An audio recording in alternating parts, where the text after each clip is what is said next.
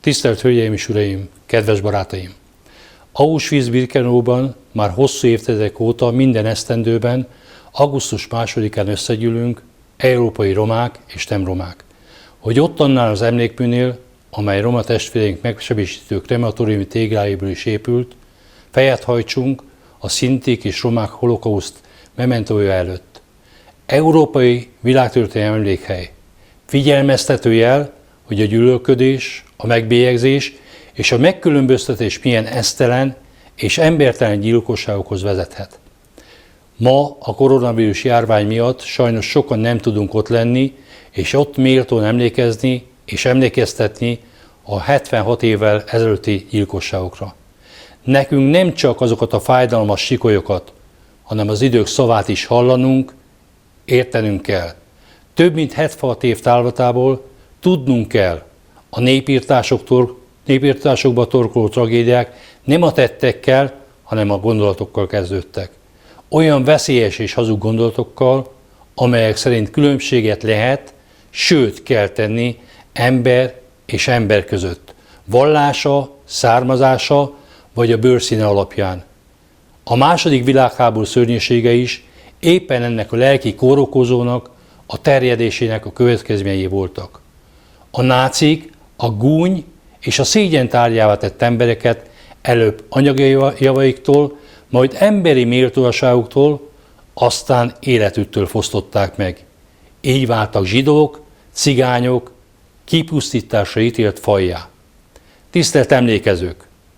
Tanulnunk kell saját történelmünkből, a borzalmakból. Nem maradhatunk vakok, sükeltek és némák. Figyelmeztettünk el a világot. A vészkorszakhoz vezetett vírus most ismét felütötte a fejét, és rohamosan terjed. Ma már nem csak baráti találkozókon, sörházi fórumokon hirdetik a nyílt kirekesztést, hanem egyes európai politikusok és politikai pártok állami propagandagépezeteken keresztül súlykolják naponta emberek millióinak fejébe a más vallású, más származású, más bőrszínű embert tekintsük másnak. Európa és a világ háborúban áll.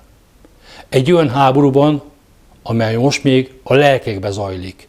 A gazemberek használják ki gyengeségünket, szítanak ellentétet, terjesztenek esztelen rémiréket rólunk. 76 évvel ezelőtt sokan úgy gondolták, a cigány az kevesebb, mint egy ember. Aki cigány, az már kevesebbel is beéri. Kevesebb szabadsággal, kevesebb jogokkal, és végül kevesebb élettel. Ez a gondolatvírus okozta a szinti és a roma holokauszt borzalmait. Nem a tetteket kell megállítanunk, mert ha a szörnyűségek elkezdődnek, ott már nincs megállás.